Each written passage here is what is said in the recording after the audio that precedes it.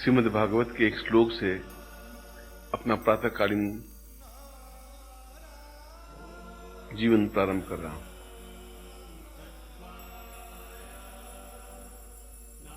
वेद व्यास ने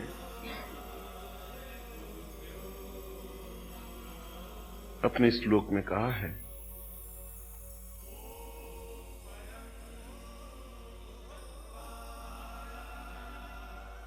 पुण्यार्थ देह भवताम नररूप देहम सर्वोषधीताम श्रीकृष्ण रूपम सौभाग्यमेव वदताम भव नित्य रूपम जड़ताम विनाश यदि पूर्व मदेव तुल्यम। मैं सोचता हूं इससे अच्छा कोई श्लोक संसार में हो ही नहीं सकता। इससे अच्छा गूढ़ विषय को लिए हुए कोई श्लोक नहीं हो सकता।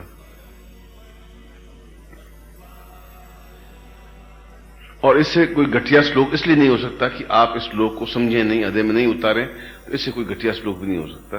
ये आपकी घटियापन है, ये आपकी निम्नता है, और प्रत्येक व्यक्ति अपने आप में निम्न है ही। ऊंचा तब उठता है जब उस श्लोक को अपने शरीर में रचा लेता है। जब बीए की पढ़ाई को आप अपने शरीर में रचा पचा लेते हैं तो बीए बन जाते हैं। जब एमए की पढ़ाई को अपने शरीर में समाहित कर देते हैं तो एमए बन जाते हैं। आप एमए नहीं है, उसके ज्ञान को आपने अंदर में समाहित कर लिया, इससे आप एमए बन गए या बीए बन गए या इंटर बन गए या ग्रेजुएशन बन गए। इसलिए यह श्लोक सुनने के लिए नहीं है, ये श्लोक जीवन में उतारने के लिए है। और जो जीवन में नहीं उतारते हैं वो वैसे ही हैं जैसे एक सामान्य प्राणी हो या सामान्य व्यक्तित्व हो या सामान्य पक्षी हो, कौवे, तीतर, बटेर, कुत्ते, स्वान, गाय, भैंसे, ऊंट, बकरी। क्योंकि वे इस प्रकार के ज्ञान को अपने अंदर समाहित नहीं कर सकते, इसलिए ग्रेजुएट भी नहीं हो सकते, एमए भी नहीं हो सकते। और करोड़ों करोड़ों व्यक्ति अज्ञानी हैं जिनके पास सर्टिफिकेट तो है पर ज्ञान चेतना नहीं है। और इस प्रकार के ऋषियों ने हमें कितना कुछ दिया है, कितना ज्ञान दिया है, कितनी चेतना दी है, कितनी पूर्णता सफलता दी है, इसकी कोई तुलना नहीं है। और हमारा कितना बड़ा सौभाग्य है कि हम संसार की उस पृथ्वी पर हैं जिसको भारतवर्ष कहा गया है। संसार के उस स्थान पर हैं जहां भारतवर्ष के रजकण में हम पैदा हुए हैं, बड़े हुए हैं। और संसार के उस भूभाग में है जहां पर हिमालय है, गंगा है और मानसरोवर है। और इससे भी बढ़कर के हम उस स्थान पर हैं जब हम हैं और हमारे सामने गुरु हैं। यदि हम नहीं समझते हैं तो यह सब बेकार है, तुच्छ है, नगण्य है। यदि समझते हैं तो इससे बड़ा सौभाग्य कुछ है ही नहीं।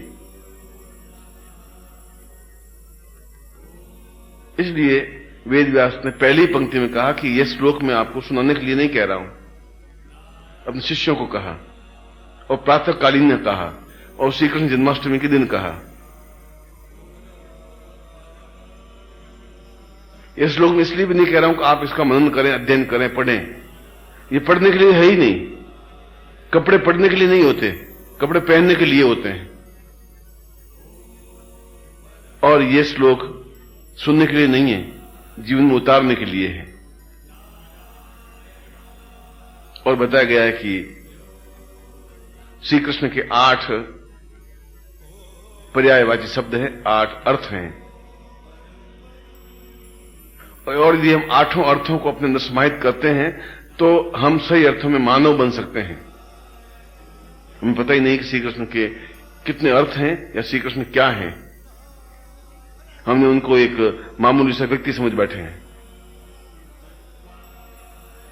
हमने उनको एक माखन चोर समझ बैठे हैं, एक बालक समझ बैठे हैं, एक यशोदा के पुत्र समझ बैठे हैं। हम उनको ज्यादा से ज्यादा तो ये समझ बैठे हैं कि कर्म भूमि में और महाभारत युद्ध में विजयी हुए, लड़ाई झगड़ा किया, युद्ध किया, और ज्यादा से ज्यादा और ज्यादा ज्ञान हो तो गीता जैसे ग्रंथ का प्रवचन किया, गीता जैसे ग्रंथ को लिखा। मगर ये तो कुछ था ही नहीं, ये तो एक नगण्य थी चीज। इतनी सी बात के लिए अगर बहुत महानता प्राप्त हो जाती तो फिर भीष्म भी इतने महान थे। फिर तो अन्य भी कई योद्धा थे जिन्होंने श्री कृष्ण के समान युद्ध किया।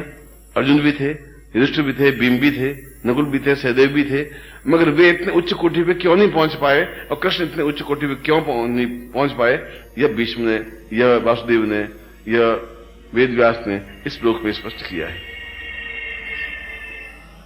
श्री कृष्ण का मतलब है सौंदर्य। प्रत्येक व्यक्ति में सौंदर्य होता है, मगर वह सौंदर्य का प्रस्फुटन नहीं कर सकता। और सौंदर्य होता है मन का, बाहरी वस्त्रों का नहीं। बाहरी वस्त्र आपके सफेद हैं, पीले हैं, लाल हैं, हरे हैं कि नहीं, इससे आदमी सौंदर्य युक्त नहीं बन सकता। सौंदर्य युक्त बनता है जब आपके मन में एक कमल खिलता है, एक हृदय में प्रस्फुटन होता है, एक हृदय से सुगंध का झोंका प्रवहित होता है, एक ऐसा लगता है कि मैं गुरु के पास बैठा हूं, ऐसा लगता है कि यह गुरु नहीं है, एक सुगंध का, एक पवन का, एक वसंत का झोंका है, एक वायु वेग है जिसको मैं अपने प्राणों में, नथनों में भर लेना चाहता हूं और भर करके अपने अंदर का सारा दुर्गंध, अपनी न्यूनता निकाल करके उसको इतना आनंद युक्त बना देना चाहता हूं जिससे कि मैं 24 घंटे तक खुमारी में बना रह सकूं, पूरे साल भर तक खुमारी बना रह सकूं। श्री कृष्ण का पहला अर्थ यह है कि हम सौंदर्य युक्त बन सकें आज, अगर बनना चाहें और बनने की क्रिया हो, यदि आपके सामने गुरु हो और यदि बनाने की इच्छा वो रखता हो, यदि आप बनने की इच्छा रखते हो, फिर ऐसा दिन तो वापिस साल भर बाद आता है। उसमें आप होते हैं कि नहीं होते हैं, गुरु होता है कि नहीं होता है, यह विषय होता है कि नहीं होता है, इसकी कोई कल्पना नहीं की जा सकती। और श्री कृष्ण का दूसरा अर्थ होता है पूर्ण संपन्न होना, पूर्णता प्राप्त करना। और पूर्णता प्राप्त बीए और एमए पास करने से नहीं होती, क्योंकि हमारे आज तक के किसी ऋषि मुनि ने बीए एमए पास नहीं किया, कबीर, सूर, मीरा, तुलसी ने भी नहीं किया, वशिष्ठ, विश्वामित्र, गर्ग, अत्रि, कणाद ने भी नहीं किया, कृष्ण ने भी नहीं किया, राम ने भी नहीं किया, महावीर ने भी नहीं किया, बुद्ध ने भी नहीं किया। वे कागज के टुकड़े इकट्ठे नहीं कर पाए। इसलिए ज्ञान और प्रगल्भता, ज्ञान और चैतन्यता वहां प्राप्त हो सकती है जहां अथाह समुद्र है, अथाह सागर है, अथाह मानसरोवर है। ऐसा मानसरोवर है जहां प्रेम की झील है, और जिस प्रेम की झील में हम हंस बन करके उतर सकें, हम हंस बन करके गतिशील हो सकें, हम हंस बन करके उसमें डुबकी लगा सकें, और हम हंस करके मानसरोवर की गहराई नाप सकें। और उसमें आपके साथ गुरु होता है, क्योंकि आप अकेले नहीं होते। आपको पता नहीं है कि आपको अपने डैने अपने पंख कैसे फैलाने हैं। आपको यह भी मालूम नहीं है कि मानसरोवर क्या चीजें कहां हैं। आपको यह भी मालूम नहीं है कि उसमें कैसे डुबकी लगाई जाती है। आपको यह भी मालूम नहीं है कि उसमें से कैसे निकला जाता है। मगर यदि आप में ज्ञान है, ज्ञान की चेतना है, दीपक है, प्रज्वलन है, जलता हुआ दीपक है, तो आप गुरु को पहचान देंगे।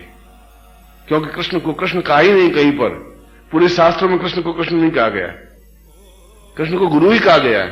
कृष्ण मंदे जगत गुरुम, गुरुत्वम शिव देवाताम कृष्णम गुरुत्वम एवचः, गुरुत्वम गुरुत्वम चैव कृष्णम केवल गुरुत्व। केवल गुरु संसार में हुआ है तो कृष्ण ही हुआ है, जिसने प्रत्येक विषय को पढ़ाया है, बताया है, पोथियों के माध्यम से नहीं, प्रैक्टिकल रूप में। आलोचना उनकी भी हुई होंगी, गालियां उनको भी मिली होंगी। समाज वो का वो जैसा आज है, उसमें समाज वही था। उसमें लड़ाई झगड़े होते थे, भाई भाई लड़ते थे। उसमें अर्जुन और दुर्योधन भाई थे आपस में, और दोनों लड़ते थे, आमने सामने युद्ध भूमि में खड़े होते थे। उसमें भी स्त्रियों का आहरण होता था, उनके कपड़े उतर जाते, द्रौपदी को उतारे जाते थे। ये समाज उसमें वैसा ही था, उसमें कोई बहुत महानता नहीं थी। ये हमने एक सत्ययुग और त्रेता युग, द्वापर युग को नाम दे दिया। जो आज है उसमें वही था, पर उसमें भी कृष्ण अपने आप में अडिग भाव से खड़े रह सके, और हम अडिग भाव से खड़े रह करके उस श्री को, उस लक्ष्मी को अपने आप में पूर्ण रूप से उतार सके, फिर आपके जीवन में कुछ कमी नहीं रह सकती। मैं जानता हूं कि मेरे कहने के बाद में आपके पल्ले कुछ पड़ेगा नहीं। मैं ये भी जानता हूं कि मेरा कहना आपके सामने वैसा ही है जैसे मैं जंगल में चीखूं, चिल्लाऊं और उसको कोई सुने नहीं, ऐसा ही आपके सामने मेरा चीखना चिल्लाना है। इस बात को मैं साल भर से अनुभव कर रहा हूं। कई बार सोचता हूं कि मैं ही शायद मूर्ख हूं कि मैं इनके सामने ऐसे विषय बोलता हूं। कई बार मैं सोचता हूं कि कोई फायदा नहीं है, न इनका छल, न इनका झूठ, न इनका कपट, न उनका व्यभिचार, न असिता, न न्यूनता जाती ही नहीं है, क्योंकि इनमें खून वैसा ही है। इनको मैं प्योरिफिकेशन नहीं कर सकता, शुद्ध नहीं कर सकता, नहीं कर सकता। तो जब खून पवित्र होगा ही नहीं तो इनमें गुरु के प्रति ममत्व, प्रेम, सम्मान पैदा हो ही नहीं सकता। नहीं पैदा हो सकता तो आप मनुष्य बन ही नहीं सकते। श्री कृष्ण वंदना तो बहुत दूर की बात है। श्री कृष्ण से पहले एक शब्द और है, गुरु। जब आप गुरु में नहीं हो सकते, जब आपको ये ज्ञान नहीं गुरु को क्या जरूरत है, जब आप गुरु के लिए आंखों में आंसू नहीं बहा सकते, जब गुरु के लिए प्रेम में नहीं बन सकते, जब गुरु से एकाकार नहीं हो सकते, जब गुरु के सुगंध को अपने आप भर नहीं सकते, तो फिर आप शिष्य क्या हैं? आप नहीं है। आप केवल छल है, एक पाखंड है, झूठ है, एक धोखा है। अपने आप में खुश है, हम शिष्य हैं, और मेरे राय में आप बेकार हैं, तुच्छ हैं, शिष्य नहीं है। वैसे ये सड़क चलते हुए लोग हैं। इसलिए जब आप श्री कृष्ण को समझें तो उसके पहले शब्द लगाए हुआ श्री कृष्ण, श्री, और श्री का मतलब है पूर्णता प्राप्त करने की क्रिया। प्रत्येक विषय में पूर्णता प्राप्त करने की क्रिया। शरीर, मन, प्राण, चेतना, ज्ञान, उपयोगिता, दिव्यता, तेजस्विता, उससे भी बढ़कर के अपने अंदर, अपने प्राणों में पूर्ण विराट काय गुरु को समाहित कर देने की क्रिया।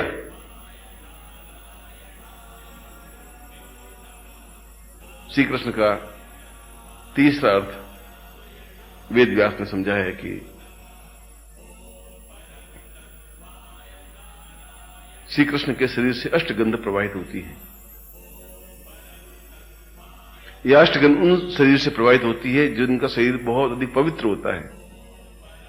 यह अष्टगंध उनके शरीर से प्रवाहित होती है जो अपने आप में दिव्य होते हैं। यह अष्टगंध उनसे शरीर से प्रवाहित होती है जो अपने आप में चैतन्य पुरुष होते हैं, शलाका पुरुष होते हैं। मगर क्या हम में इतनी घ्राण शक्ति है कि हम उन अष्टगंध को एहसास कर सके? नहीं है। हम भेद भी नहीं कर सकते। हम तो एक वायु को दूसरे वायु में डिफरेंस कर ही नहीं सकते। इस कमरे की हवा में और सड़क की हवा में कितना डिफरेंस है हम अनुभव नहीं कर सकते। उस बाहर इस बगीचे में पौधे झूम रहे हैं और मेरे कमरे में पौधे हैं वो झूम नहीं रहे हैं, तो उन दोनों का हवा में डिफरेंस क्या है हम समझ ही नहीं पा रहे हैं।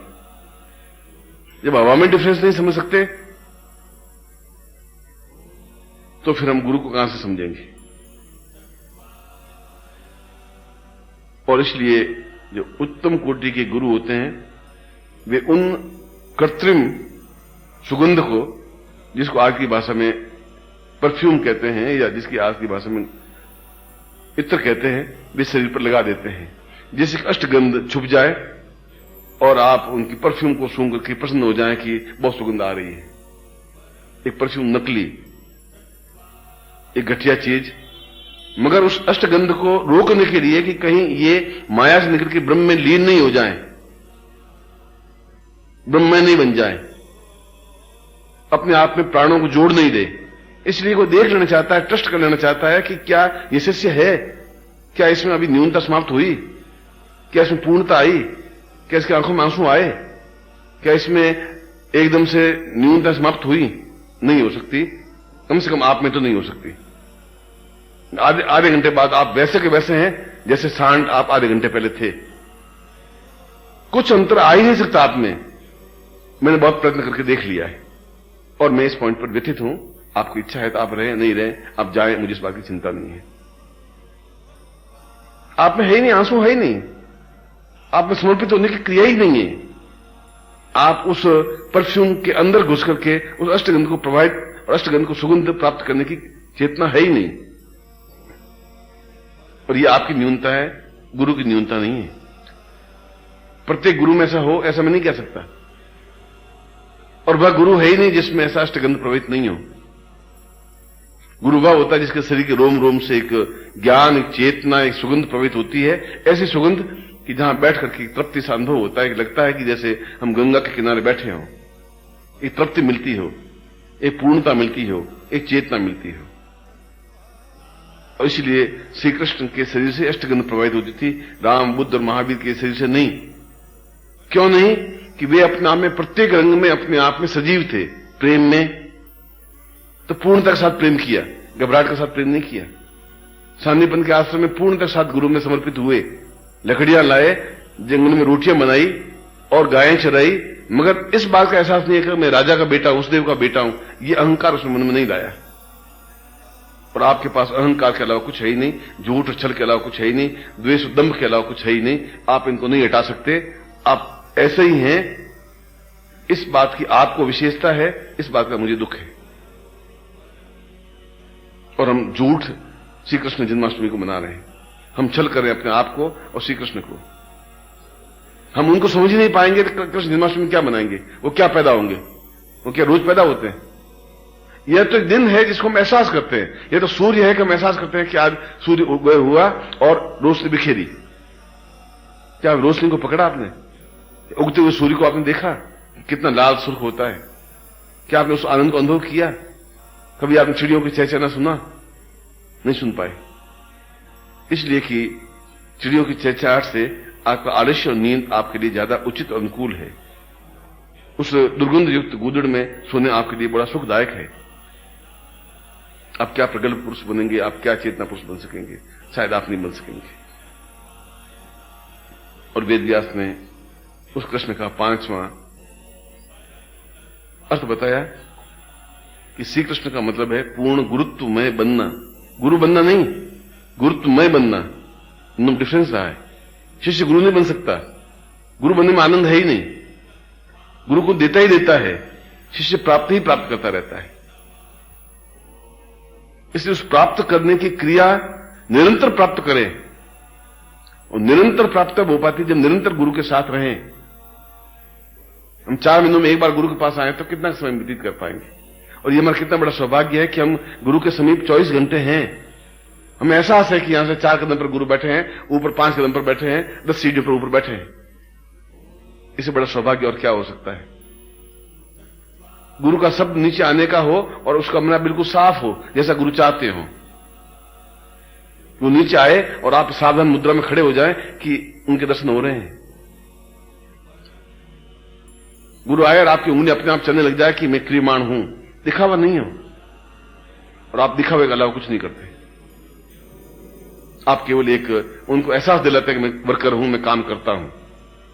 आप कुछ काम नहीं करते, केवल 24 घंटों में 1 घंटे का काम करते हैं और 23 घंटे आप बर्बाद कर देते हैं, क्योंकि 24 घंटों काम 1 घंटे में ही करते हैं आप। यदि आप उसको पूंजीभूत देखें तो केवल 1 घंटे का काम है आपके पास। 23 घंटे आपके बेकार हैं। आप अपने आप को छल करते हैं, आप गुरु को धोखा देते हैं, आप अपने आप को धोखा देते हैं। क्योंकि 60 मिनट होते हैं, 360 सेकंड होते हैं। और 7वां श्री कृष्ण का अर्थ बनाया, वेद व्यास ने बताया कि वह प्रेममय होता है। जिसके पास और कुछ हो या नहीं हो, केवल प्रेम की नदी बहती ही रहती है। वह निरंतर प्रेम में मग्न रहता है, निरंतर प्रेममय। वह प्रेममय है नहीं, प्रेम प्रभावित करता रहता है। गंगा नहीं है, गंगा निरंतर बहती रहती है। गंगा एक जगह खड़ी रहेगी तो पोखर कहलाएगी, तालाब कहलाएगी, बहती रहती है, इसलिए गंगा कहलाएगी। वह ठेठ गंगोत्री से उतर के समुद्र तक मिलती है, इसलिए गंगा है। इसलिए कृष्ण है कि निरंतर वह प्रवाहित है, वह प्रेम निरंतर बह रहा है। और हमारा दुर्भाग्य यह है कि हम प्रेम में अवगाह नहीं कर पाते। हम प्रेम कर ही नहीं सकते, हमें प्रेम करना आता ही नहीं। हम उनको भुजाओं में भर नहीं सकते, हम उनके चरणों में लोट नहीं हो सकते, हम उनके चरणों में नतमस्तक नहीं हो सकते। हम झिझक आती है, संकोच आता है, हमें डर लगता है कि लोग क्या सोचेंगे, बाकी से क्या सोचेंगे। और डर करके आप जो जीवन जीते हैं वो वैसा ही जीवन है गधे, कुत्ते, पुरुष और गए बीते लोगों का होता है।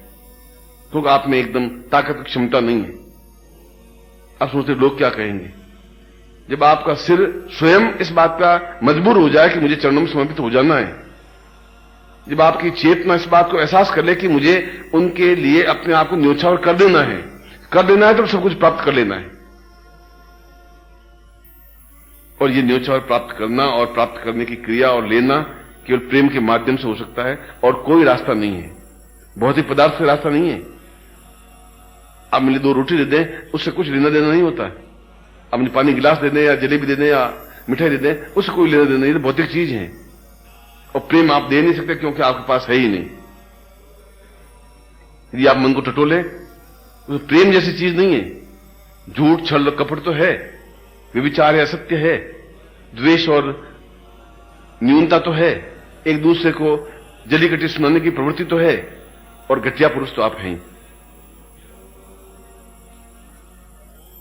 और घटिया पुरुष वो होते हैं जिनमें छल, झूठ, कपट, असत्य, व्यभिचार, न्यूनता और ओछापन होता है, और आप में ये सब कुछ भरा हुआ है। इसके लिए आपको मैं धन्यवाद देता हूं कि आप में है ये, और इसलिए मैं आपको धिक्कारता हूं कि आप में प्रेम जैसी कोई चीज नहीं है। प्रेम रुकता नहीं है, प्रेम मुलुस करके, उमुक करके लिप्त हो जाता है, अपने आप में लीन हो जाता है, उनके चरणों में लौट जाता है, उस एकाकार हो जाता है, अपने आप अष्टगंध प्रवाहित होने लग जाती है, अष्टगंध की नदियों में भर जाता है, पूर्ण शरीर में प्रेम और आनंद की वृष्टि होने लग जाती है, वह प्रेम में होने लग जाता है, आंखों में चमक आ जाती है, चेहरे पर एक रौनक आ जाती है, पूरे सारे शरीर में एक वृष्टि होने लग जाती है, एक सुंदर सा आकृति बन जाती है। इसलिए आप प्रेम में नहीं बन सकते, क्योंकि भरे हुए घड़े में कुछ भी नहीं भरा जा सकता, खाली घड़े में भरा जा सकता है, और आपके घड़े में झूठ और छलकपट बहुत भरा हुआ है, पूर्ण लबालब भरा हुआ है। ये मैंने पूरे साल 2 साल से देखा है और देखता जा रहा हूं, कहा भी, मगर आपने जो रास्ता पकड़ा है उस रास्ते से एक लीक भी हटते नहीं है, उस रास्ते को आपके पास बना रहे, मैं यही कह सकता हूं, इसके अलावा कुछ कहना उचित नहीं है। आप खाली नहीं बनते, आप आलस्य छोड़ते नहीं, आप झूठ नहीं छोड़ते, आप छल नहीं छोड़ते, आप पाखंड नहीं छोड़ते, आप एकाकार नहीं होते, आप उसमें लीन नहीं होते, हो ही नहीं सकते, क्योंकि भरे हुए घड़े, भरे हुए दीपक में और क्या भरा जा सकता है? ज्यादा भरेंगे दीपक बुझ जाएगा। और श्री कृष्ण का 8वां अर्थ है प्रत्येक क्षण, उस दिन को प्रत्येक क्षण आनंद युक्त बनाना, प्रत्येक क्षण को, और क्षण कहते हैं सेकंड के 1000वें हिस्से को, सेकंड के 1000वें हिस्से को क्षण कहते हैं। हर क्षण मस्ती में, आनंद में, तृप्ति में, एक खुमारी में। यदि आपका सुंदरता है तो आप सौंदर्य वर्णन करिए, यदि आपके पास ज्ञान है तो आप ज्ञान को बिखेरिए, यदि आपके पास काम है तो आप काम को बिखेरिए, आपके पास जो कुछ चीज है उसको प्रदर्शन कीजिए और प्रदर्शन करें। अगर मेरे पास ज्ञान है तो मैं सुबह उठूं और आपको ज्ञान दूं, अगर मुझे वेद व्यास की श्लोक याद है तो मैं वेद व्यास का श्लोक आपके सामने रखूं, जो मेरे पास है वह मैं आपको दूं, और मैं निरंतर प्रेम प्रभावित करना चाहता हूं, देता हूं, और आप उसके सामने दीवार खड़ी कर देते हैं, नहीं लेते, और प्रेम लौट के मेरे पास वापस आ जाता है, क्योंकि आपकी आंखें कामातुर है, अंधी हैं, कमजोर हैं, कायर हैं और बुजदिल हैं। आपकी आंखों में वासना के अलावा कुछ है ही नहीं, और वासना के अलावा कुछ देख ही नहीं सकती, देखेंगे तो वासना युक्त ही देखेंगे, इससे घटिया कोई आंख संसार में नहीं होती। आप किसी स्त्री को बहन के रूप में देख ही नहीं सकते, मां के रूप में देख ही नहीं सकते। मां भी बहुत सुंदर होती है, बहन भी बहुत सुंदर होती है, पत्नी भी बहुत सुंदर होती है, प्रेमिका भी बहुत सुंदर होती है, शरीर भी बहुत सुंदर होता है, और सारा संसार बहुत सुंदर होता है। सुबह का सूर्योदय बहुत सुंदर होता है, चिड़ियों का चहचहाना बहुत सुंदर होता है, और झूमता हुआ पेड़ और वृक्ष और फूल भी बहुत सुंदर होता है। क्या आपने सुंदरता को भी वर्णन किया, देखा, एहसास किया, अपने में उतारा? नहीं उतार सके। नहीं इसलिए उतार सके कि आप कृष्ण को नहीं समझ सके, इसलिए नहीं समझ सके आप गुरु को नहीं समझ सके, इसलिए नहीं समझ सके कि आप उसके प्रेम को नहीं समझ सके। और वेद व्यास ने पूरे जीवन का अथ से इति तक एक वर्णन कर दिया, हमारा जीवन क्या है, हमें क्या बनना चाहिए, हम कैसे वेद व्यास बन सकते हैं, हम कैसे कृष्ण बन सकते हैं। कोई ठेका नहीं है कि उस देवकी ने पैदा कर दिया कृष्ण को, उसके बाद कृष्ण पैदा ही नहीं हो सकते। कोई देवकी का ठेका नहीं है, कोई यशोदा का ठेका नहीं है वो कृष्ण को ही पाले, कोई सांदीपन का ठेका नहीं है कि वो कृष्ण कोई उपदेश दे। प्रत्येक शिष्य अपने आप में श्री कृष्ण बन सकता है, प्रत्येक गुरु अपने आप में श्री कृष्ण बन सकता है, यदि उसमें इन गुणों का समावेश हो।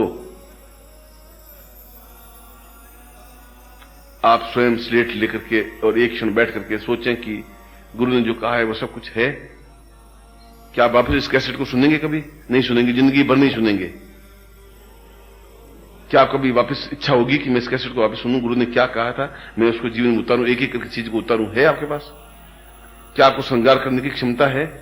क्या आपको आंख बिल्कुल गाय की तरह पवित्र बनाने की क्रिया है? क्या आपकी आंखों में हिरण की तरह बिल्कुल एक तेजस्विता है, एक तेज है? क्या आप उस परफ्यूम और इत्र से अंदर घुस करके उस अष्टगंध को सूंघने की और सराहने की क्षमता है? क्या आप प्रेम में भुजाओं में भर करके अपने आप को लीन कर देने की क्रिया है? नहीं है। लीन नहीं है तो वेद व्यास मूर्ख हैं कि उन्होंने इस श्लोक को रचा, और मैं मूर्ख हूं कि इस श्लोक को आपके सामने रखा। क्योंकि मैं ये पहली बार नहीं कह रहा हूं, कई बार आपको कह चुका हूं और कई बार आपको कहूंगा भी। मैं अपना कर्तव्य करता रहूंगा जीवन के अंतिम सांस तक भी, और आप अंतिम सांस तक भी ऐसे ही बने रहना जैसे आप हैं। ऐसा ही छल, ऐसा ही झूठ, ऐसा ही कपट, कोई गुरु के प्रति ममत्व अटैचमेंट आप में नहीं आना चाहिए।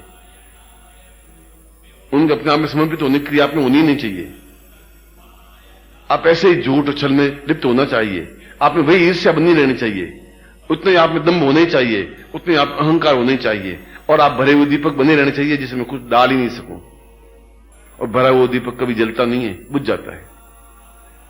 इसलिए दीपक को आधा रखते हैं कि आधे में और तेल डाल सकें तो वह पूरा जले, प्रज्वलित हो।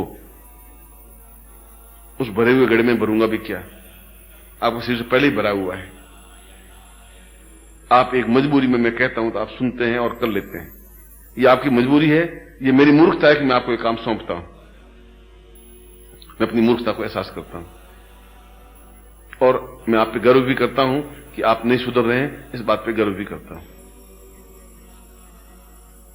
ये बात मेरी बहुत कठिन और दुर्लंघ्य है, मगर ये बात मेरी नहीं है, ये वेद व्यास की बात है।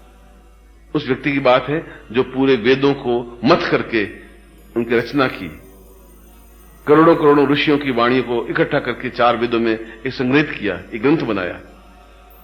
उस वेद व्यास की बात कर रहा हूं जहां श्री कृष्ण स्वयं वेद व्यास के सामने हाथ जोड़ के खड़े हो जाते थे। उस वेद व्यास की बात कर रहा हूं जो अपने आप में ब्रह्मा कहते थे कि मेरे चारों मुंह में 4 वेद रचित होते हैं। आज जन्माष्टमी है। यदि भगवान आप में कोई पूर्व जन्म के पुण्य आपके हों, बाप दादा परदादा कोई पुण्य बचे हुए हों, तो उनमें से आप एक चीज भी, प्रेम को भी उतार दें जिंदगी में।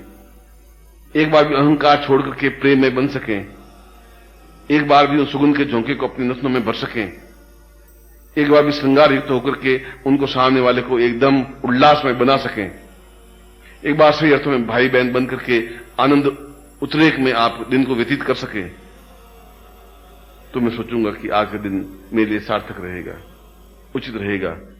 चाहे वेद व्यास के एक कण को, उसके एक अक्षर को हम समझ सके, अपने में उतार सके। मैं एक बार फिर आपको विश्वास दिलाता हूं, आशीर्वाद देता हूं। वेद व्यास को पूरा नहीं तो उसका एक कण आप अपने जीवन में उतारें तो भी बहुत बड़ी बात होगी। एक बार फिर मैं आपको आशीर्वाद देता हूं, आपके लिए कल्याण कामना करता हूं।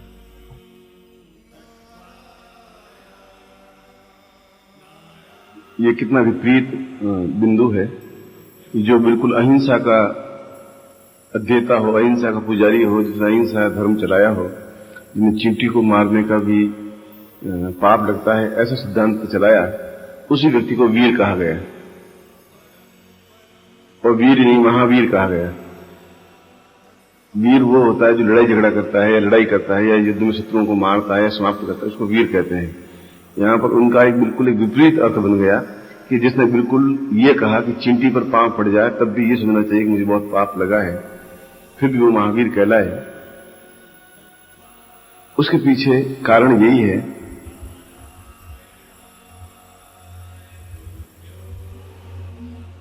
कि जीवन जो तुम कर रहे हो, जो कार्य कर रहे हो, वह तुम्हारा जीवन नहीं है। मुझे ऐसी प्रसंगों में एक हनुमान स्मृति है ग्रंथ, उसमें है तो केवल 32 श्लोक ही। हनुमान ने स्वयं उन श्लोकों की रचना की है। वह खुद एक बहुत बड़े विद्वान थे। उन्होंने शिष्य के 6 गुण बताए हैं और उन्होंने कहा कि ये शास्त्र देह भवतम गगनम सदायम पूर्वान परा चिंत्य विचिंत्य रूपम सर्वेषु देव्य भवतां नवशिष्य रूपम ज्ञात्वै तथैव प्रवतां प्रवचन्नि रूपः। उनका कि मैं अपने जीवन में केवल शिष्य बनना चाहता हूं, दास बनना चाहता हूं। आज जिसको हम शिष्य शब्द उच्चारित करते हैं, त्रेता युग में उसको दास कहते थे। दास का मतलब है देने वाला है, निरंतर अपने पास जो कुछ भी है वह देता रहे, उसको दास कहते हैं। किसी के पास शरीर है, तन है, किसी के पास मन है और किसी के पास धन है, और उन तीनों से मिलकर के जो चीज बनती है उसको जीवन कहते हैं। तन, मन, धन और जीवन।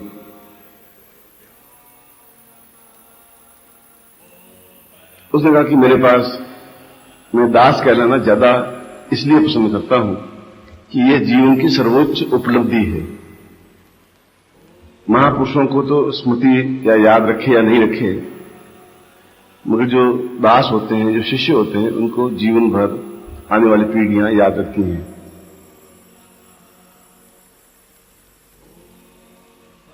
और उन्होंने शिष्य के 6 लक्षण बताए हैं। इस श्लोक में पहले उन्होंने बताया है कि मैं भले कितना ही चीखूं या चाहे श्लोक लिखूं, आने वाली पीढ़ियां इस श्लोक पर अमल नहीं करेंगी, इसलिए कि उनका चित्त निर्मल होगा ही नहीं।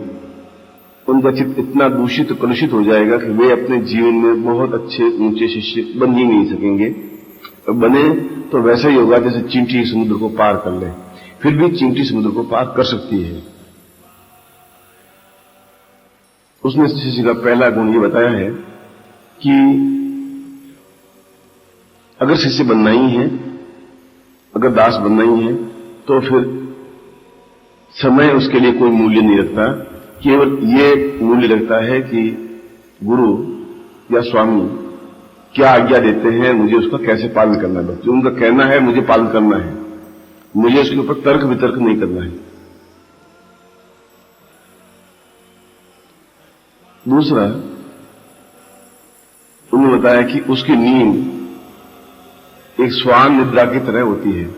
जैसे सड़क पर कुत्ता सो रहा हो और आप बिल्कुल पास में से निकल जाए तो फट आंख खोलता है, आंख को देखता है, फिर आंख बंद कर लेता है। मतलब दिन में 500 आदमी निकलेंगे तो 500 बार उसकी आंख खुलेगी। उसकी नींद स्वान निद्रा की तरह होनी चाहिए। ऐसी नींद नहीं कि अघोर नींद सोता रहे, ऐसा भी नहीं है। तीसरा उन्होंने शिष्य का गुण और धर्म ये बताया है कि वह मन को इतना अधिक दिव्य बना दे कि बाहर की दूषित हवाएं उस पर लगे ही नहीं, आस पड़ोस की गंभीर मैली हवाएं उस पर लगे ही नहीं। उसमें विकार, जो उसने मैंने 33 संचारी भाव बताए थे, वे 33 संचारी भाव उस पर व्याप्त नहीं हुए। और मन में किसी प्रकार का अहंकार, क्रोध, काम और कपट का व्यवहार ये मन में आवे ही नहीं। चौथा उन्होंने अनुमान में ये बताया कि यदि मेरे शरीर के किसी भी अंग को चीर फाड़ करके देखा जाए तो उसमें से केवल राम शब्द ही निकलेगा। और ऐसा उन्होंने आगे चल करके अपने सीने को फाड़ करके, जब राम ने कहा कि तुम मुझे याद रखते ही कहां हो, उन्होंने कहा कि मेरे पास और कोई सर्टिफिकेट, कोई प्रमाण नहीं है। और जो नाखूनों से अपने सीने को फाड़ करके दिखा दिया कि देखिए आपके अलावा, राम और जानकी के अलावा, या आप और मां के अलावा इस सीने में कोई और है तो आप मुझे दिखा दीजिए। ये इस बात का ज्वलंत उदाहरण है कि उन्होंने कहा, एक संदेह का एक बिंदु उभरा और उसी क्षण उसका प्रमाण दे दिया कि आपके मन में संदेह राजनीतिक कुचक्रों की वजह से उभरा होगा। मेरी वजह से शायद भरत या शत्रुघ्न या कैकेयी या और कोई शायद आपके मन के कान को भरते होंगे, मगर आप देख लें, जो मैं आपका दास हूं और जब अपने सुग्रीव को छोड़ दिया तो अब मेरे जीवन में और कोई दूसरा रहा ही नहीं। और पांचवा उन्होंने बताया कि प्रत्येक उस कार्य को करना है जिसकी वजह से उनको प्रसन्नता मिले, क्योंकि एक संबंध जब बना दिया गुरु और शिष्य का, जब हम शिष्य बन ही गए तो प्रत्येक उस कार्य को कर देना है जिस कार्य उनके लिए कठिन लग रहा हो या जो काम नहीं हो रहा हो या जिस कार्य की वजह से वो चिंतित हो या तनाव में हो या परेशानी में हो। तो उस समय मंत्री के रूप में सलाह देते हुए, सेवक भाव से आंख नीची किए हुए अपनी सलाह भी दे और फिर तत्क्षण उनकी गर्दन एक क्षण के लिए भी हिले कि हाँ और कार्य को कर देना चाहिए। और पांचवा छठा, और जब एक बार गुरु मान लिया, अपने जो 5 शत्रु हैं, आलस्य पहला शत्रु तुम लोगों के जीवन का, अति भोजन जरूर से ज्यादा भोजन करना ये दूसरा शत्रु, तीसरा तर्क वितर्क करना, चाहे शिष्य शिष्य के बीच में तर्क वितर्क हो या गुरु शिष्य के बीच में तर्क वितर्क हो, तीसरा, चौथा मन में द्वेष की भावना रखना या जलन रखना या भेद लेने की कोशिश करना, पांचवा स्वामी शब्द या गुरु शब्द के अलावा मन में कोई चिंतन, कोई विचार, कोई धारणा, कोई ध्यान, कोई पूजा या पाठ या तपस्या कुछ हो ही नहीं, और छठा किसी प्रकार का दिखावा और असत्य का उच्चारण करना। ये 6 प्रकार के शत्रु हैं जो शिष्य को अपने आप में समाप्त कर देते हैं। यदि आप आलस्य की वजह से दिन में बैठे रहें या कार्य नहीं करें या एक पूजा का ढोंग करें या असत्य बोलें कि मैं पूजा कर रहा हूं या ये कहें कि मैं तो शवासन कर रहा हूं और लेटा हुआ रहे, या मन में एक भेद लेने की कोशिश करे कि कौन क्या कर रहा है, कैसे कर रहा है, ये सारी चीजें आपके जीवन को पतित होने से नहीं बचा पाती, पतित होती रहती है। 21 अप्रैल जन्मदिन गया है और इस अवसर पर हम संगठित होकर के, एकत्र होकर के हमारा जो कार्य है पिछले साल की अपेक्षा हम बहुत ज्यादा स्पीड से इस कार्य को संपन्न करें और अपने सुझाव हों, अपने विचार हों, आलोचना नहीं कि ऐसा और करने से और काम बढ़ सकता है, ऐसा करने से और हमारा संस्था बढ़ सकती है, ऐसा होने से हम और निश्चिंत हो सकते हैं, और जो उन्होंने आज्ञा दे दी उस आज्ञा का केवल पालन करना ही अपने जीवन का निर्माण करना है, अपने जीवन को पूर्णता देना है। मैं व्यक्तिगत नाम लेकर के न तो उसकी अहम मान्यता बढ़ा रहा हूं और न दूसरों का नई नाम लेकर के उसकी प्रतिष्ठा घटा रहा हूं, मगर आप में से 4-5 ऐसे तो ऐसे हैं जो पूर्ण रूप से समर्पित हैं। उनके मन में और कोई चिंतन है ही नहीं, केवल एक ही चिंतन है कि बस वो आज्ञा दे, मुझे उसका पालन करना है। क्यों करना है, क्या करना है, ये कोई तथ्य, कोई तर्क नहीं है।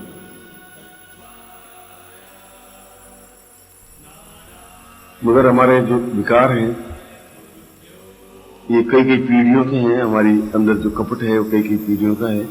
वह जीवन का कोई बहुत बड़ा भाग नहीं है और जीवन की उपलब्धि नहीं है, वह जीवन की गंदगी है और जीवन की गंदगी को सुबह हम त्याग देते हैं। प्रभु ने ऐसा हमारा शरीर बनाया है कि शरीर की गंदगी को हम टाल देते हैं, समाप्त कर देते हैं। सुबह उठते ही सबसे पहले वो कार्य करते हैं और प्रथम बार जब गुरु को दर्शन होते हैं तो अपने विकार समाप्त कर देते हैं। मन की गंदगी पहली बार गुरु को दर्शन करने पर समाप्त होती है, शरीर की गंदगी प्रातःकाल उठकर स्वतः ही प्रभु समाप्त कर लेता है। शरीर उससे स्वच्छ बनता है, मन उससे स्वच्छ बनता है और दिन भर अपने कार्य में जुटे रहना, कार्य ढूंढना, कार्य को संपन्न करना और इस जीव को दग्ध नहीं करना, जलाना नहीं, असत्य बोल करके, और अपने जो भी गलती हो गई हो उसको लिख करके प्रायश्चित कर देना कि मुझसे गलती हो गई है। तो कई बार शिष्य अपने मुंह को नहीं खोल पाता गुरु के सामने, खोलना भी नहीं चाहिए, क्योंकि तर्क और वाद विवाद, आप प्रश्न करेंगे गुरु जवाब दे देगा। जब गुरु जी का प्रश्न किया आपने जवाब दिया, उसके बाद में आप शांत हैं। यदि आपके मन में कोई बात है तो आप फिर उसको जवाब दे दिया कि जी ऐसा कर ले तो और ज्यादा अच्छा रहेगा। रचनात्मक काम हो तो ऐसा ही संकल्प लें, क्योंकि मैंने तो कई बार आपको कहा कि आप अपने विकार समाप्त करें, कई बार आपकी आंख नीची रहे, कई बार आपको कहा कि आप बराबर कर्तव्य में लगे रहें, कई बार आपको ये कहा कि जब आप धरती पर क्षेत्र पर आए गए, प्रभु ने कहा है तो आपके मन को कोई गर्म हवा या कपट भरी हवा या संगति का प्रभाव आप पर लगे ही नहीं। फिर दूसरी बात कहा हूं, संगति का प्रभाव नहीं लगे। तीसरी बात ये दोहरा रहा हूं कि संगति का प्रभाव आपके जीवन को ध्वस्त कर देगा, बर्बाद कर देगा। न आप गुरुमुख हो पाएंगे, न अपना आत्मोन्मुखी हो पाएंगे, न जीवनोन्मुखी हो पाएंगे। तीनों तरफ से आप समाप्त हो जाएंगे। और ऐसा जीवन तो पशु भी जीते हैं, घोड़े भी जीते हैं, गधे भी जीते हैं। इसलिए जीवन का प्रत्येक क्षण रचनात्मक काम करने में व्यतीत होना चाहिए। और प्रमाद या आलस्य या असत्य, ये तीनों ही आपके जीवन को बर्बाद करने के लिए बहुत है।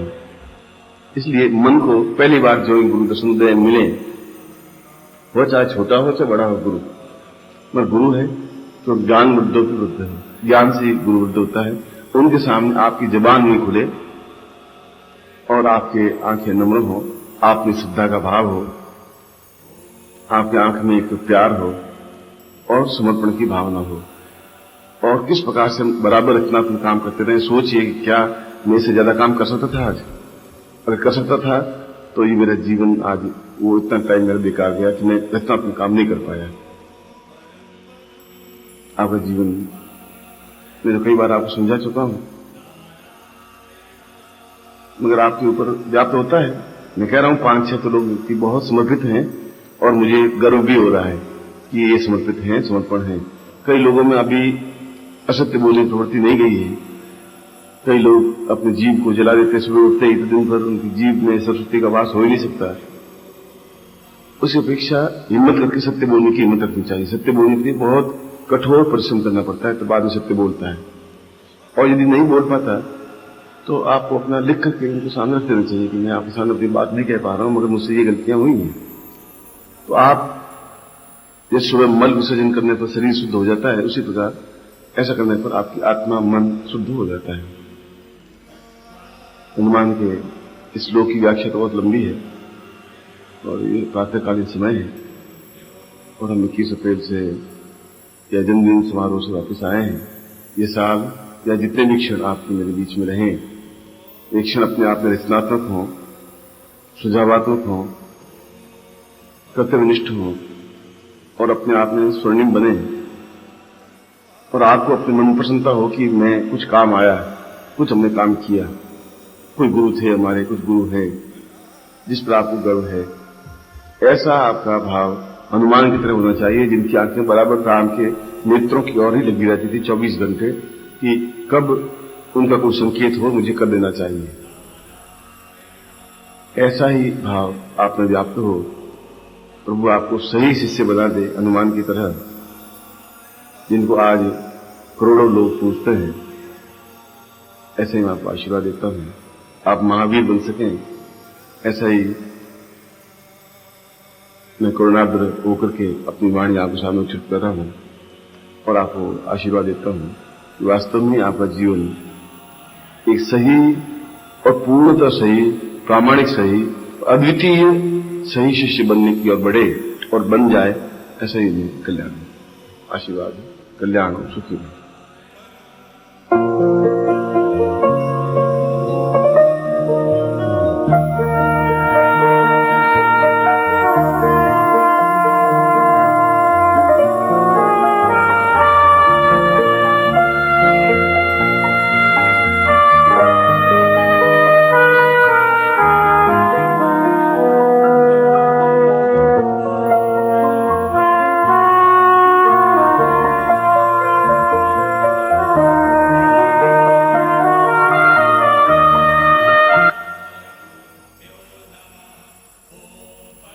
व्युत्मं सदैवं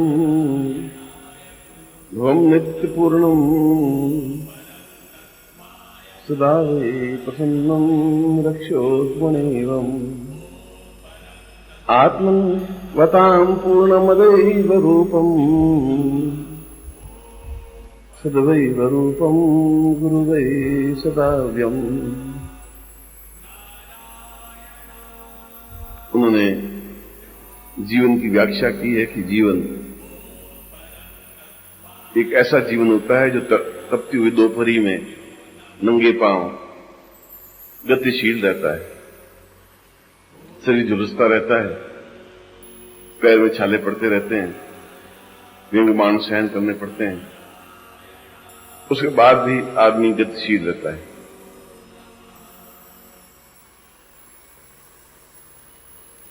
और वे लोग बहुत धन्य होते हैं जो ऐसे पुरुष के सानिध्य में होते हैं जहां अभय होता है, निश्चिंतता होती है, निर्भीकता होती है, और सौंदर्य वह कहलाता है जहां मन में सत्य और सच्चरित्रता होती है। जहां सच्चरित्रता है, जहां प्यार है, जहां पवित्रता है, जहां दिव्यता है, वह सौंदर्य है। कई वर्षों के बाद आज रक्षाबंधन का पर्व आपके साथ मनाने का अवसर मिला है। यह भी शायद ईश्वर की कोई नियति होगी, क्योंकि कल माता जी के कम से कम 20 टेलीफोन आ चुके हैं। समझ नहीं पा रही कि गुरु जी क्यों रुके हैं। वहां के स्टाफ का एक फैक्स लेटर मिला कि हमसे क्या चूक हो गई कि आप रक्षाबंधन के दिन यहां नहीं है। मगर रक्षाबंधन का मतलब है कि हम एक ऐसा प्रेम का वातावरण बनाएं, एक ऐसी चरित्रता बताएं कि हमारे अंदर चरित्रहीनता, निम्नता, मैलापन, झूठ, छल और कपट के अलावा कुछ है ही नहीं। क्योंकि जहां रक्त के बूंद बूंद में छल और झूठ और कपट होता है, उस रक्त की बूंदों से प्यार नहीं देखा जाता। जिन रक्त की बूंदों में नफरत लिखी होती है, उन रक्त की बूंदों से अपने आप में आनंद की अनुभूतियां नहीं की जा सकती।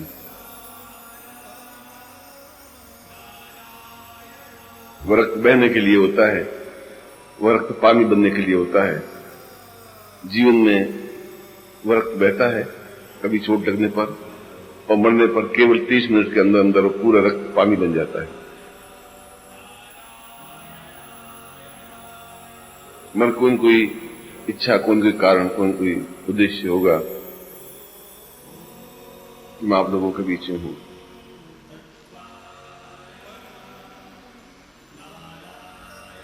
आप लोग सभी, मैं समझता हूं, शिष्य हैं।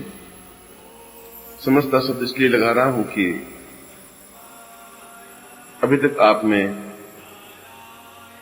वह भाव आना चाहिए जहां आंख में एक हिरण की तरह पवित्रता का बोध हो। आप अगर गाय और हिरण की आंख देखें तो उसमें बहुत सच्चित्रता होती है, बहुत निर्मल होता ही है, और बड़ा अपनत्व का भाव होता है जहां किसी प्रकार गंदगी और मैलापन नहीं होता। हम कर्म क्या करते हैं वो बात अलग है, और आंख क्या है वह बात अलग है।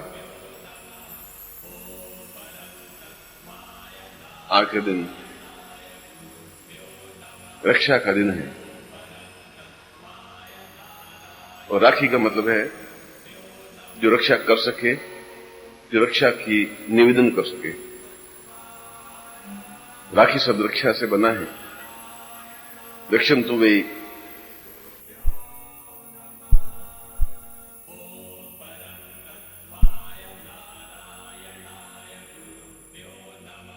मन प्राणश्च वै पूर्णत्व रूपम सद्वै सहाया। तन, मन और जीवन की रक्षा करने में समर्थ हो, और यदि ऐसा रक्षक मिले तो सही अर्थों में वो राखी का पर्व होता है, त्योहार होता है। क्योंकि सूर्य आज भी पूर्व से उगेगा, लालिमा वैसे ही छाएगी, जीवन वैसे ही बीतेगा, मगर निश्चिंतता और निर्भीकता इस दिन आती है कि हम किसी के हाथों में हैं, कोई हमारे साथ में है, हम अकेले नहीं हैं। चाहे हमारे मां बाप हों, चाहे भाई बहन हों, चाहे गुरु हों, चाहे ईश्वर हों। और जब मन में मैलापन आ जाए तो समझ लीजिए कि हम राक्षसत्व की ओर बढ़ रहे हैं। यह एक मन की आत्मा है, मन का एक चिंतन है, मन की विचारधारा है। अभी भी आप में अहंकार की भावना है, अभी भी आप में कभी कभी नफरत की भावना का उदय होता है, अभी भी मन में ये आता है कि मैं क्यों झुकूं, अभी भी संदेह के बीज आपके अंदर बोए हुए हैं, और यदि बोए हुए आज तक भी हैं तो भविष्य में ये बीज समाप्त नहीं हो पाएंगे। जो दिन पहला और आखिरी दिन है जब आप मन से एक दूसरे के प्रति प्यार प्रदर्शित कर सकेंगे, जब आप मन से समर्पित हो सकेंगे, जब मन से किसी को रक्षक मान सकेंगे, जब मन से समर्पित हो सकेंगे, जब मन से पूर्णता की ओर अग्रसर होते हुए पूर्णता प्राप्त कर सकेंगे। प्रश्न जोधपुर और दिल्ली का नहीं, परंतु पूरा भारतवर्ष, पूरा संसार और पूरा सिद्धाश्रम और योगी, यति, सन्यासी हैं। प्रत्येक ये कामना करते हैं कि गुरुदेव मेरे साथ में रहें, और मैं यथासंभव उस एटमॉस्फेयर को, उस वातावरण को बनाने का प्रयत्न करता हूं कि जो जिस प्रकार से भी प्रसन्न हो मन से, उसको वैसा ही प्रयत्न करने की कोशिश करता रहता हूं। परिवार में 5 लोगों को प्रसन्न करना भी बहुत बड़ा कठिन कार्य है। पूरे भारतवर्ष में लाखों लोगों को प्रसन्न बनाए रखना बहुत कठिन कार्य होता है। सभी लोग समर्पित होते हैं, डिवोटी होते हैं, प्रसन्न होते हैं और आज्ञा पालन के लिए तत्पर होते हैं। यह तो विशेषता की बात नहीं कह रहा हूं। जब आपके पास एक प्रेम का सागर उमड़ रहा हो, उसमें जो भी स्नान करेगा वो अपने आप में प्रेममय बनेगा ही बनेगा।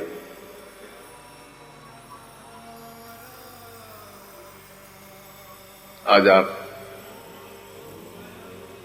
नफरत को दूर कर दें, और कोई छोटा और कोई बड़ा नहीं होता। आप इतने महान नहीं हैं कि हिमालय से भी ऊंचा आप कैसे हो सके। आप इतने घटिया भी नहीं हैं कि आपको कोई ठोकर मार करके चल सके। आप उस स्टेज पर खड़े हैं जहां 2 रास्ते हैं, राक्षस की ओर और देवत्व की ओर। जहां आप उन्हें मैल आएगा, किसी के प्रति संदेह पैदा होगा, तो समझ लीजिए कि मैं राक्षसत्व के पगडंडी पर 5-7 कदम बढ़ा हूं, और वह जीवन का पतन है, जीवन की निम्नता है।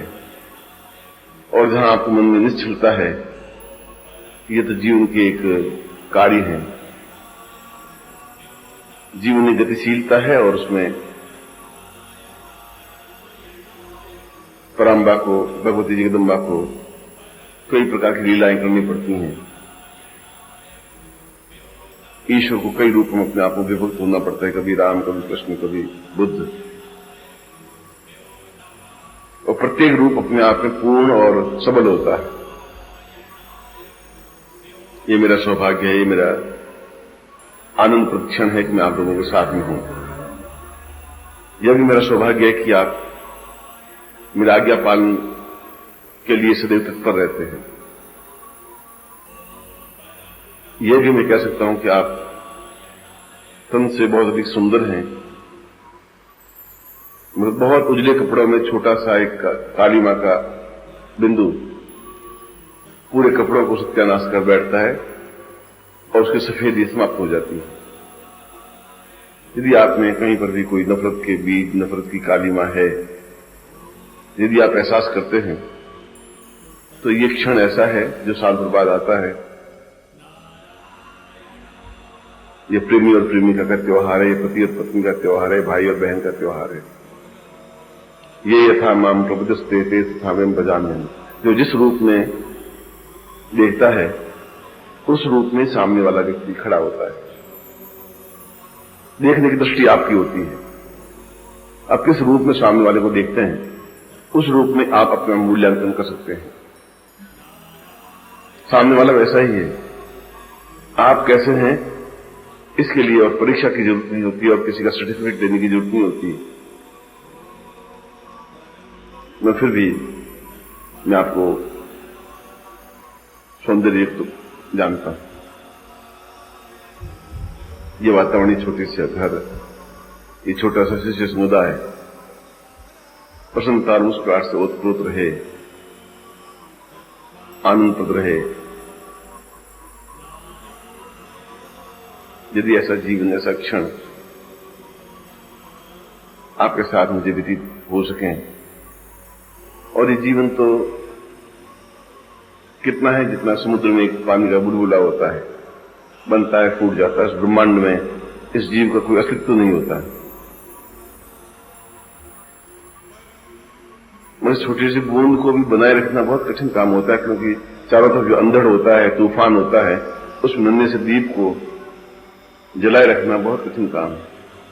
जब त्याग करना पड़ता है, छोड़ना पड़ता है, और जहां नफरत है वहां से अपने आप को हटाना पड़ता है। जो मैं ही जानता हूं कि ये 60-70 मील की जो जीवन की यात्रा की है, वह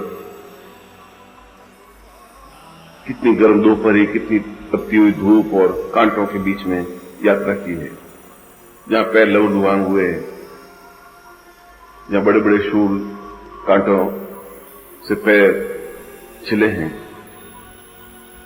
भीष्म को तो शायद 108 बाण लगे थे और ससैया पर पड़ गए थे।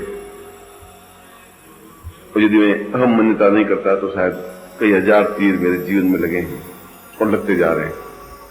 मगर ये तो जीवन है, ऐसा होगा ही। मैं लंका में राम की कल्पना करूं तो मेरी मूर्खता है। मैं आपको उपदेश देने के लिए नहीं बैठा हूं। मैं आपको भाईचारे का प्रेम, भाईचारे का पाठ, कि हम किस प्रकार से अपने आप को समर्पित कर सकते हैं, प्रेम में बना सकते हैं, और इस मोमेंट में, इस क्षण में अपने आप के अंदर की कलुषता को धोकर के स्वच्छ और अद्वितीय बना सकते हैं, सौंदर्ययुक्त बना सकते हैं। यदि ऐसा बना सकते हैं तो महावीर ने कहा है कि खमम जीवेशनत न है, हम पहले क्षमा मांगे, क्योंकि जो फलंती नमनो वृक्षा फलंती गुणनो जना शुष्क काष्ठम च मूर्खम च न नमंती कदाचन। बहुत फलदार पेड़ होता है, वो सबसे पहले झुकता है।